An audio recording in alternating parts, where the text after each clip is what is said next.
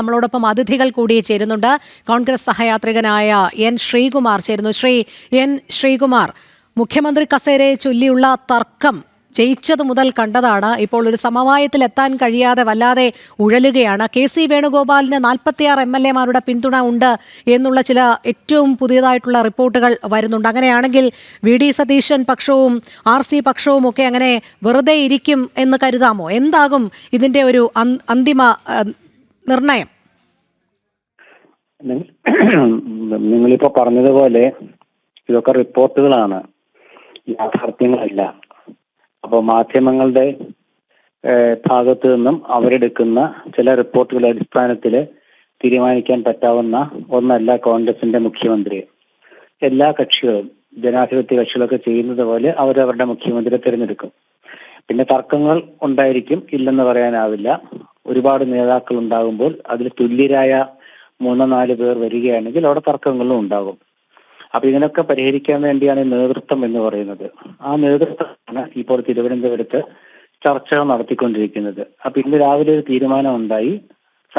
കോൺഗ്രസിന്റെ നടപടിക്രമത്തിന്റെ ആദ്യ ഭാഗമാണ് നിയമസഭാ കക്ഷി യോഗം ചേർന്ന് അവിടെ തർക്കങ്ങളൊന്നും ഉണ്ടാകാതിരിക്കാനായിട്ട് അത് കോൺഗ്രസിന്റെ കേന്ദ്ര നേതൃത്വത്തെ ചുമതലപ്പെടുത്തുക എന്നുള്ളത്. അത് ചുമതലപ്പെടുത്തി കഴിഞ്ഞു. പിന്നീട് എല്ലാവരുടെയും അഭിപ്രായങ്ങൾ കേന്ദ്രത്തിൽ നിന്ന് നിരീക്ഷകരെ ചോദിച്ച് മനസ്സിലാക്കി. എന്നിട്ട് അവരൊരു റിപ്പോർട്ട് തയ്യാറാക്കിയിട്ട് കോൺഗ്രസ് പ്രസിഡന്റിന് നൽകും. പിന്നീട് അവിടെ ഒരു ഉന്നത കോർ കമ്മിറ്റി ഉണ്ട്. ആ കോർ കമ്മിറ്റിയിൽ തീരുമാനമെടുത്ത് അവരെ അറിയിക്കും. അതുവരെ ഈ നാട്ടിൽ നടക്കുന്ന ചർച്ചകളും ഫ്ലെക്സുകളും സോഷ്യൽ മീഡിയ വഴിയുള്ള പിന്തുണച്ചിലും ഒക്കെ അതൊരു ഭാഗത്ത് നടക്കും. അതൊക്കെ ഒരു വിദ്യാഹ്ലാദത്തിന്റെ ഭാഗവും ഓരോ നേതാക്കളോട് അനുയായികൾക്കുള്ള താല്പര്യവും സ്വാർത്ഥ താല്പര്യക്കാരായ ചിലരുടെ ആഗ്രഹങ്ങളും ഒക്കെയാണ്. അതൊക്കെ നമ്മൾ ആ നിലയ്ക്ക് കണ്ടാൽ മതി. ഇത് ഇപ്പൊ ഗ്രൂപ്പ്, നിങ്ങൾ പറഞ്ഞ 3 ഗ്രൂപ്പ്, അങ്ങനെ ഗ്രൂപ്പൊന്നുമില്ല. പക്ഷെ 3 വ്യക്തികൾ ഈ സ്ഥാനത്തേക്ക് താല്പര്യമുണ്ടെന്നുള്ള പത്രവാർത്തകളുണ്ട്. അതിൽ തന്നെ അവരാരും തുറന്ന് പറഞ്ഞിട്ടില്ല. പക്ഷെ നമുക്കത് ആലോചിച്ചറിയുന്ന കാര്യമാണ്. അപ്പൊ MLA-മാരായ 63 പേരിൽ നിന്നും ഒരാളെ തിരഞ്ഞെടുക്കണോ, അതല്ല അവിടെ തർക്കം രൂക്ഷമായി പുറത്തു നിന്നുള്ള ആളെ തിരഞ്ഞെടുക്കണോ എന്നുള്ള കാര്യങ്ങളൊക്കെ പിന്നീട് വരുള്ളൂ. അതിനൊക്കെ ഉത്തരമായിട്ട് ജനങ്ങൾക്ക് ബോധ്യപ്പെടാവുന്ന രീതിയിലുള്ള ഉത്തരങ്ങൾ കോൺഗ്രസ് നേതൃത്വം നൽകേണ്ടി വരും. അതെ, എൻ ശ്രീകുമാർ, അത് തന്നെയല്ലേ ജനങ്ങൾക്ക് ബോധ്യപ്പെടാവുന്നുള്ളൊരു തീരുമാനം എന്ന് പറയുന്നത് തന്നെ കോൺഗ്രസിനെ സംബന്ധിച്ചിടത്തോളം ഒരു കടുത്ത പ്രതിരോധത്തിലാക്കുന്ന വസ്തുതയല്ലേ? കാരണം AICC പ്രസിഡന്റ് പറയുന്ന ഒരു തീരുമാനം അന്തിമമായിരിക്കുമെന്ന് പറയുന്നതോടൊപ്പം തന്നെ VD സതീശന് ലഭിക്കുന്ന ഒരു സ്വീകാര്യതയുണ്ട് തെരഞ്ഞെടുപ്പിനെ നയിച്ച ഒരാൾ എന്നുള്ള രീതിയിൽ. KC വേണുഗോപാൽ ആ നിമിഷം MP എന്നുള്ള നിലയിൽ മാറി നിൽക്കുകയായിരുന്നു. അപ്പോൾ ഒരു തെരഞ്ഞെടുപ്പിൽ പോലും നിൽക്കാത്ത ഒരു വ്യക്തിയെ മുഖ്യമന്ത്രി സ്ഥാനത്തേക്ക് ഇരുത്തുമ്പോൾ അത് പൊതുജനങ്ങളെ കൂടി ബോധ്യപ്പെടുത്തേണ്ടുന്ന ഒരു സാഹചര്യം വരുന്നില്ലേ? എല്ലാ പക്ഷവും അവകാശവാദം ഉന്നയിക്കുമ്പോൾ എങ്ങനെ ഒരു സമവായത്തിൽ എത്താൻ കഴിയും എന്നാണ് എൻ ശ്രീകുമാർ നിരീക്ഷിക്കുന്നത്. കാരണം മുഖ്യമന്ത്രി സ്ഥാനം അല്ലെങ്കിൽ മറ്റൊന്നും വേണ്ട എന്നുള്ള നിലപാടിലേക്ക് വരെ സതീശൻ കഴിഞ്ഞ മണിക്കൂറുകളിൽ കടക്കുകയുണ്ടായി.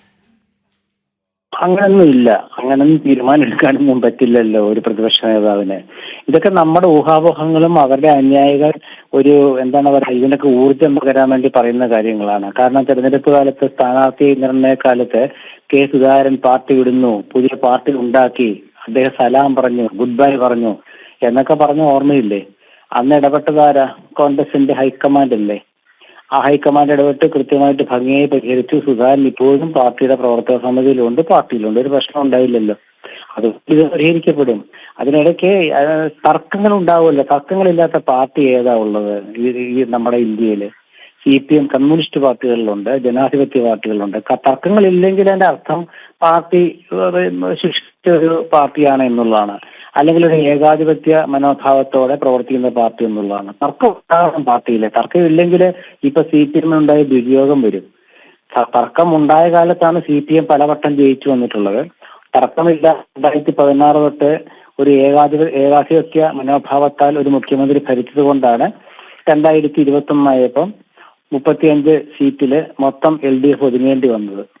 തർക്കം ഉണ്ടാകണം. തർക്കം ഉണ്ടായിരുന്നെങ്കിൽ ഗ്രൂപ്പുള്ള കാലത്താണ്, VS പിണറായിയും തമ്മിലുള്ള ഗ്രൂപ്പുള്ള കാലത്താണ് ആ പാർട്ടി ശക്തിപ്പെട്ടത്. AK ആന്റണിയും കരുണാകരനും തമ്മിലുള്ള ഗ്രൂപ്പുള്ള കാലത്ത് കോൺഗ്രസ് ശക്തിപ്പെട്ടിരുന്നു. യാതൊരു സംശയമില്ലാത്ത കാര്യമാണ്. ഗ്രൂപ്പ് വേണം, അത്യാവശ്യം ഗ്രൂപ്പൊക്കെ അത്യാവശ്യം. പക്ഷെ ഇപ്പൊ ഗ്രൂപ്പ് അല്ലല്ലോ, ഇപ്പൊ വ്യക്തി താല്പര്യങ്ങൾക്കുള്ള ഒരു അവനവനസമാണ്. ഒരാൾ ഒരു താല്പര്യം സംരക്ഷിക്കാൻ വേണ്ടി രാവിലെ ഒരു നേതാവിന്റെ ഒപ്പം നിൽക്കും, വൈകുന്നേരം ആകുമ്പോൾ വേറൊരു നേതാവിന്റെ ഒപ്പം പോകും. അതാണ് ഇപ്പോഴത്തെ ദുരവസ്ഥയ്ക്ക് കാരണമെന്ന് ചിന്തിക്കുന്ന ഒരാളാണ് ഞാൻ. ശക്തമായ വളരെ ആശയപ്പൊരുത്തമുള്ള ഗ്രൂപ്പുകൾ രാഷ്ട്രീയ പാർട്ടികൾ ആവശ്യമാണെന്ന് ചിന്തിക്കുന്ന ഒരാളാണ് ഞാൻ. അപ്പൊ അതുകൊണ്ട് ഞാൻ വിശ്വാസത്തിൽ ജനങ്ങൾക്ക് ബോധ്യപ്പെടുന്ന രീതിയിൽ എന്ന് പറയാൻ കാരണം കെ.സി. വേണുഗോപാൽ MP ഈ തെരഞ്ഞെടുപ്പിൽ മുഖ്യമന്ത്രിയായിട്ട് മത്സരിക്കാൻ ഉണ്ടാവില്ലെന്ന് അദ്ദേഹം മുമ്പ് പല ഇന്റർവ്യൂകളിലും പറഞ്ഞിട്ടുണ്ട്. അത് അദ്ദേഹം മാറ്റി പറഞ്ഞിട്ടില്ല. പിന്നെ ഒരു പാർട്ടിയിലെ ചില തീരുമാനങ്ങളൊക്കെ രാഷ്ട്രീയ കാലാവസ്ഥ അനുസരിച്ച് മാറാറുണ്ട്. അങ്ങനെ മാറുന്ന ഒരു ഘട്ടം വരികയാണെങ്കിൽ അതൊക്കെ ചിന്തിക്കേണ്ട കാര്യമുള്ളൂ. ഇപ്പം എന്താണ് എന്നുള്ളത് സത്യത്തിൽ നമുക്ക് അറിയില്ല. അറിയാത്ത കാര്യത്തെക്കുറിച്ച് വെറുതെ വിപുലീകരിച്ച് പറഞ്ഞിട്ട് കാര്യമില്ലല്ലോ.